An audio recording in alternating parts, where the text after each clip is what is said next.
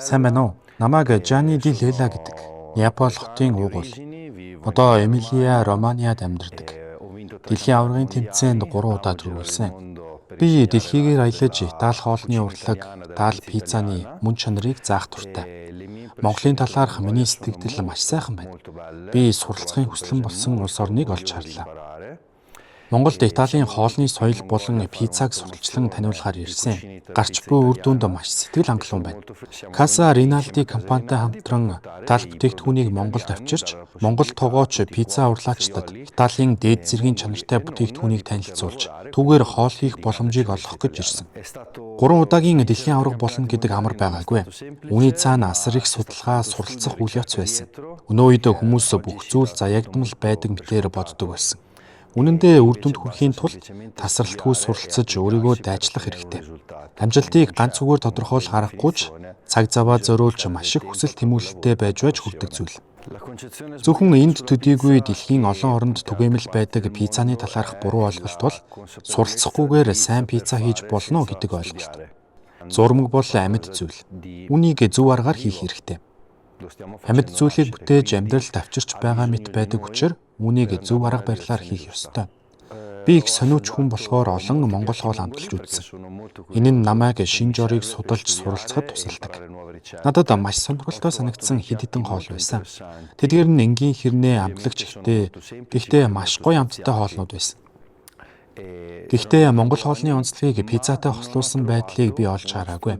Зөвхөн сонгодог пиццанууд л байсан. Гэсэн хэдий ч үүнийг хөгжүүлэх асар их боломж байна гэж бодож байна. 2015 онд болсон 2 дахь дэлхийн аваргын тэмцээний үеэр амтад пиццаг дараагийн түвшинд хүргэх хэрэгтэй гэдгийг ойлгосон юм. Үүнийг зүгээр нэг амттан хэлбэрийн пицца болгохыг хүсээгүй. Харин жинхэнэ пиццаны концепттэй бүтээл хийхийг зорьсон. Гүзээлцгэнтэй зурмаг дээр цэцгийн тос олон жимсний өтгүүлсэн шүүс, хар шоколадаар чимгэлсэн. Маш энгийн боловч үзмжийн хувьд 2 өөр өнгийн зурмгийг цэцгэн хэлбэртэй болгосон загвартай байсан юм. Зурмаг нь уламжлалт ч гэсэн гүзээлцэгний амттай байсан. Ингэснээр чихэрлэг болон амтлаг мэдрэмжийг нэгтгэж чадсан. 3 дахь дэлхийн аварга маань миний хувьд хамгийн сэтгэл хөдлөсөн байсан. Учир нь хамгийн олон оролцогчтой тэмцээнд төрүүлсэн болохоор тэр. Бид нэр Pizza and Chef буюу гурман пиццаны төрөлд ялсан.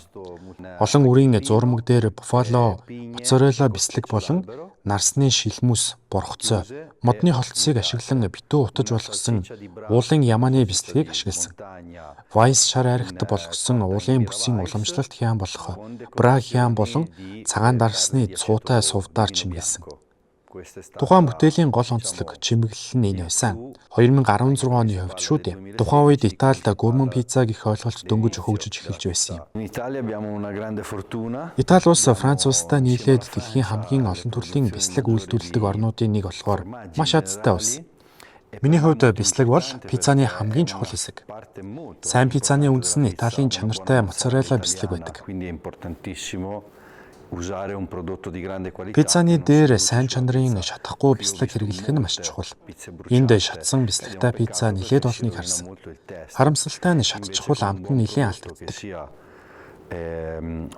Харин буррата, фьордилате, ямааны бислэг, пармезан зэрэг чанартай бислэг ашиглавал шал өөр үр дүн гарна. Цуухан дотор хийж болдог бислгүүд гэвэл голчлон буффало моцарелла болон фьордилате байна. Миний бодлоор бол бүх зүйлийг зуухнаас гарч ирснийхэн дараа нэмэх нь зөв санагддаг. Учир нь сайн чанарын бүтээгдэхүүнийг сүйтгэж болохгүй шүү дээ. Угаасаа болчихсон хүнс болохоор нэмж болгох шаардлагагүй. Жишээлбэл пармезан бислэгийг үргэлж зуухнаас гарсны дараа хийх хэрэгтэй. Тэгэхгүй бол халуунд түлэгддэг.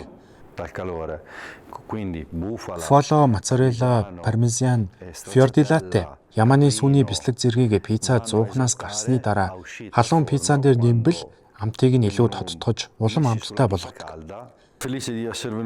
Casa Rinaldi компанитай хамтран Итали бүтээгдэхүүний чанарыг монгол хүмүүст харуулахаар Монголд ирсэндээ үнэхээр баяртай. Эдгээр бүтээгдэхүүн нь ашиглахад илүү хялбар төдийгүй мэдээж үр дүн нь илүү сайн байдаг гэдгийг харуулахыг зорьсон. Итали бүтээгдэхүүн болон Итали биш бүтээгдэхүүн хоорондын ялгааг тодор харуулсан байх гэж бодож байна.